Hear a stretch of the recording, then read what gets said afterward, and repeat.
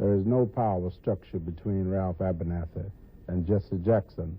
I'm fighting so that America will feed its hungry, house its ill-housed, care for the sick and the needy in the war in Vietnam, solve our domestic problems here at home, stop spending billions for the moon and only pennies for the poor.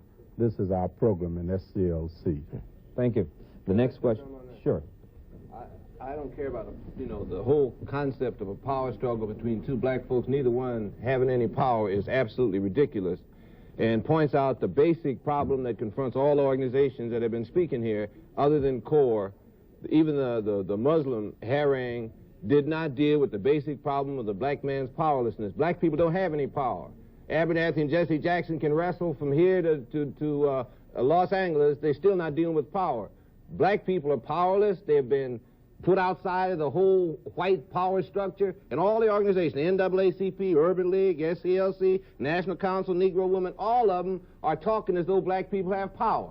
Black people don't have any power unless we can begin to build black institutions and realize that we're dealing with a power struggle for survival. All these organizations are leading us straight to hell and genocide.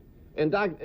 Abernathy ought to understand it couldn't be a power struggle because neither one of them have any power. NAACP has no power. Urban League has no power. No black organization, no black people in America have power. They're fighting for survival from a powerless position, flat on their back, begging white folks, and that was almost the tenor of the Muslim position. They were begging white folks, please sell us some land, give us some land, let us exist. White folks are good. That's a self-hate kind of thing that black folks find themselves degenerating into because black people have no power and they have to beg white folks to give them whatever they want. Now, I say black people and black Christian nationalism says we have to approach the whole problem in terms of power. Black people have to begin to build institutions. Every institution that exists belongs to white people, was built by white people, and serves the interests of white people. And for black organizational leaders to be sitting there talking as though they have power, as though they represent something. We want to represent everybody. We want to bring everybody together. We want to build a beautiful America. We don't want to build no kind of beautiful America. We want power for black people, and we're going to have to fight for it.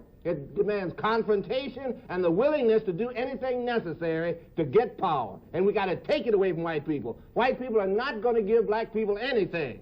Politically, economically, or any other way, black man is no longer necessary in America.